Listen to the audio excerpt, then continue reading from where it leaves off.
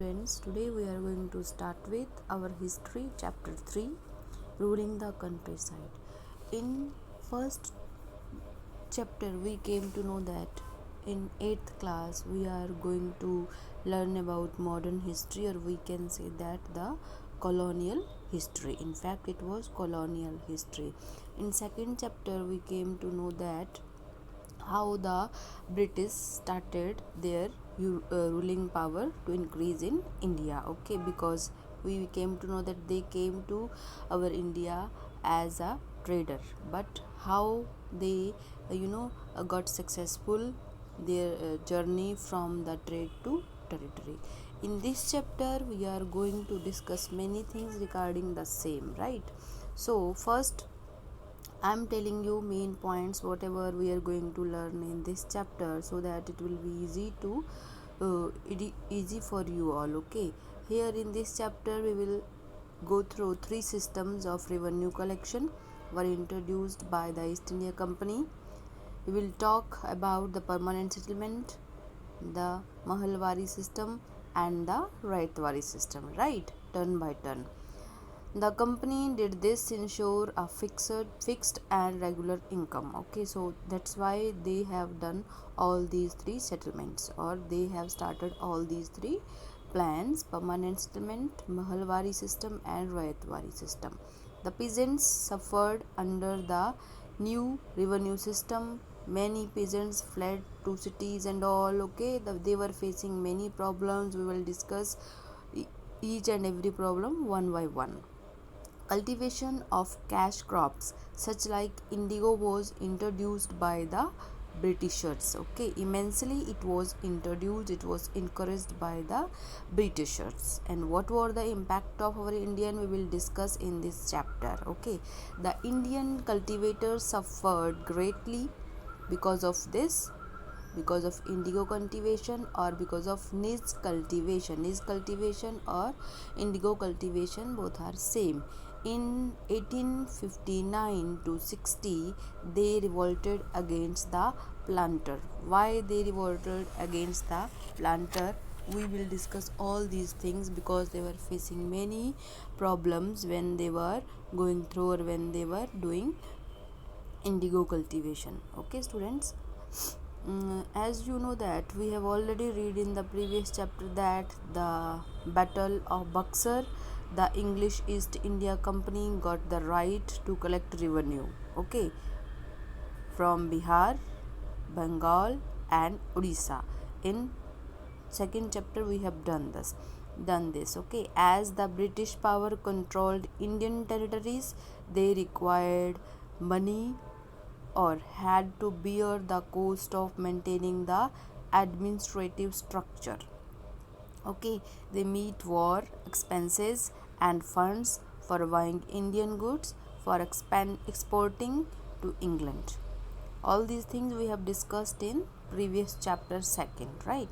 The only aim of company was to make as much as money possible. They wanted to make more and more profit by doing all these things. Okay, since land revenue was the main source of income,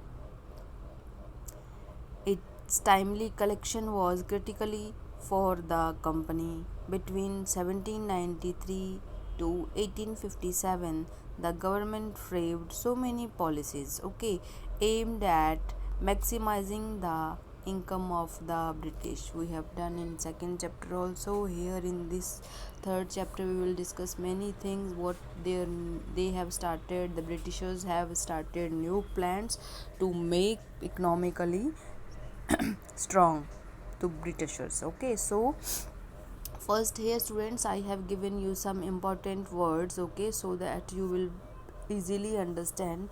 For a countryside, what is the meaning of countryside?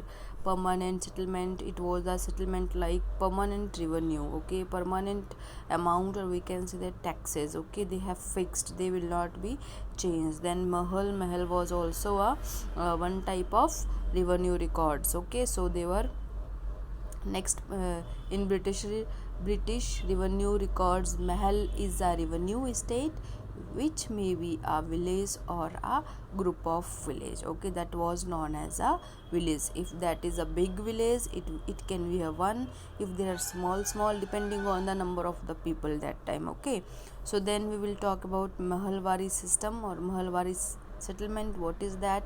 Under this system, the rates of revenues were to be revised periodically. Initially they have started permanent settlement, then slowly they wanted to revise whatever you know uh, revenue they have already started. Then Raiti, cultivator. Okay, indigo, a plant that introduce rich blue color. Okay, next, as from its name you understand very well. Okay, plantations. Plantations, a large farm operated by a planter employing various form of the forced labor. Plantations are associated with the production of coffee, sugarcane, tobacco, tea, and cotton. Okay, all these cash crops were introduced. They were focusing on the cultivation on these cash crops to make more and more profits, right students? Next is what wood, plants that produce violet and blue dyes. Then we will talk about slave. Here it is written slave. You know that what is the meaning of slave very well. Okay, a person who is owned by someone else, the slave owner. Okay, not working by own. Okay, working under someone. A slave enjoys no freedom and is compelled to work for the master. Bigha, a unit of measurement of a land. Okay, for example, 2 bigha, 3 bigha. It is the measurement of one type of a unit to measure the land. Then sata, a contract or a agreement. Okay, next what? Fermenting or storage vessel, right? Then lathialo, the lathi, yielding wilding strongman maintained by the planters. Next is about gomastha, agent of planters. So all these words are there in this chapter. So uh, write these words also and go through, so that is when you will read, you will learn, or you will find easy to understand what is the meaning of all these words. Okay, so as we have discussed, yes, Bihar, Bengal and Orissa. Okay, the revenue was collected by now the East India Company after the Battle of Buxar. Okay, now we are talking about the company becomes the Diwan. Okay, how the company becomes the Diwan? Okay, 12 August 1765, the Mughal emperor appointed the East India Company as the Diwan of Bengal, right? So, as if Diwan means what? First of all, you should be knowing what is the meaning of Diwan. Diwan is a person, or we can say that the company become the chief financial administrator. We can say that Diwan means chief financially administrator, okay, of the territory under its control. Means it is related to economically, or whatever money matters were there, they were totally under control now, Britishers only. Okay, so as Diwan, the company become the chief financial administrator of the territory under its control, right? The company came to colonize the countryside, organize revenue, resources, redefine the rights of people, and produce the crops it wanted. Whatever crops they were wanted, what kind of crops they were wanted? They were wanted only the cash crops. Okay, cash crops. Why? Because of cash crops they wanted to make more and more money, right? Then there is a point of revenue for the company. The company had become the Diwan. We all know that. Now after 1765, now company become the Diwan, but still saw itself primarily as a trader. Okay, So they were showing themselves now also ki yes, we are trader, right? So as we have done in second chapter also, the journey from the trade to territory. Before 1865, the company purchased goods in India by importing gold and silver from Britain. Now the revenue collected in Bengal could financially the purchase of the goods and exports, right? So Bengal economy was facing a deep crisis. Okay, so now means we can see that Bengal was in great danger if we see its financially or economically condition or situation, right? Then there is a point of the need of improvement in agriculture. Okay, or the need to improve agriculture. The company introduced permanent settlement in 1793. Okay, in 1793, when the company started permanent settlement in 1793, the Rajas and Talukdars were recognized as Jamindar. Whatever Rajas were there, Talukdars mean the person, those who are having many talukas under their controls. Okay, now Rajas were also and Talukdars were also turned to Jamindar. They were appointed, for example, to collect the taxes only. Whatever other political rights, the company was starting to under control them only, right? Next point is about what was the problem. Numerous jamindar were sold out at auction organized by the company. As anyone failed to pay the revenue lost his jamindari. Okay, now what were the problem the rajas or the talukdars, or we can say that jamindar had to face? What kind of problems? Okay, if they are failed to collect revenues from their places or whatever allotted areas given by the Britishers to them, if they are failed, the right of their jamindari can be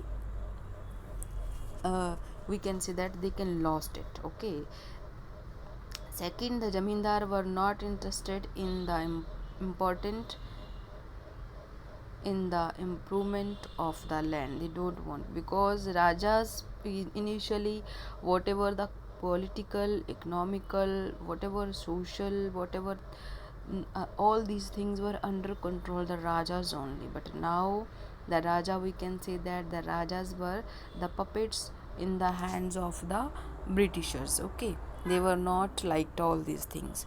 A new system is devised by the early 19th century. Many of the company officials mean whatever officers were there, okay, were convinced that the system of revenue had to be changed again. Okay, has to what kind of system? Whatever permanent settlement they have done to collect the revenue from the various places, from the villages and other places. Okay, they wanted to change it again. Okay, an Englishman Holt Mackenzie devised the new system, which came into effect in 1822, right?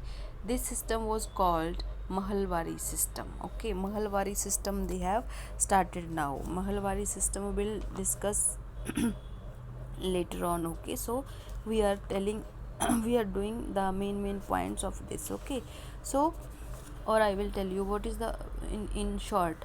In this system, the revenue settlement was made for the entire village or a mahal. Okay, so we can say that that was Mahalwari system. What is the meaning of mahal? Mahal a revenue state consisting. So what is the meaning of Mahalwari system? In this system, the revenue settlement was made for the entire village or entire mahal. Okay, so it was known as Mahalwari settlement or Mahalwari system. Then the Britishers has started new system was known as the Monroe system. Okay, the Monroe system. What is the meaning of Monroe system? Okay, so Monroe system, in the Britain territory in the south, a new system was devised, was known as Rayatwar or Rayatwari. Okay, Rayatwar or Rayatwari. Rayatwari was initiated by Captain Alexander Red and developed by Thomas Munro. That's why it was also known as Munro system. The Munro system, Rayatwari or Rayatwar system, all these are same. Okay, this system was extended all over the South India, right? This system slowly it was extending throughout the India, right? So what was this? Okay, what was the Rayatwari system? This system of revenue collection was introduced in Bombay and Madras presidencies first. Okay, so in this system, revenue was directly collected from the raids or the cultivators. Rayat means what? Farmers or what? Cultivators. Okay, what is the cultivators? Those who were cultivate the crops, lands, and all. Okay, so it was like that. The Rayat was recognized as the owner of the land who paid tax directly to the government. Right? It was started by Thomas Munro. Under the system, the land owned by the Rayats were separately surveyed and then an assessment was made. However, the taxes were very high.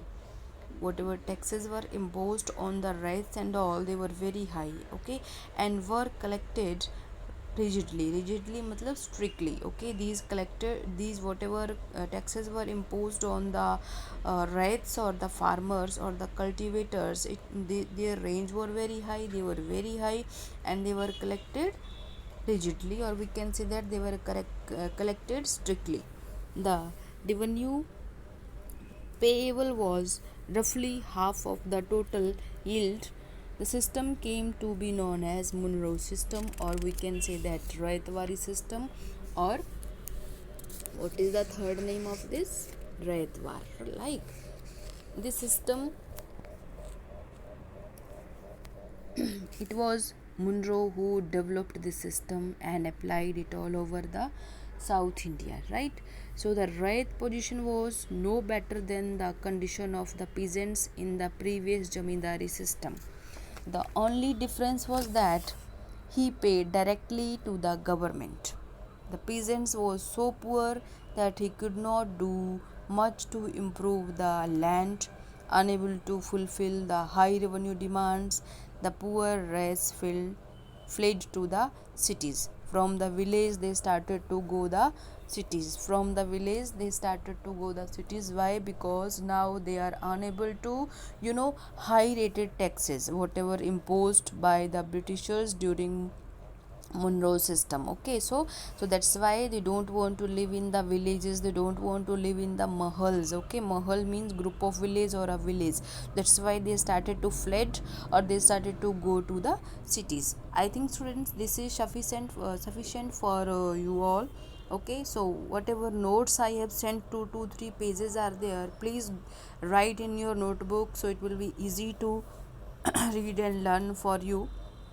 Till then, keep learning. Bye. Take care.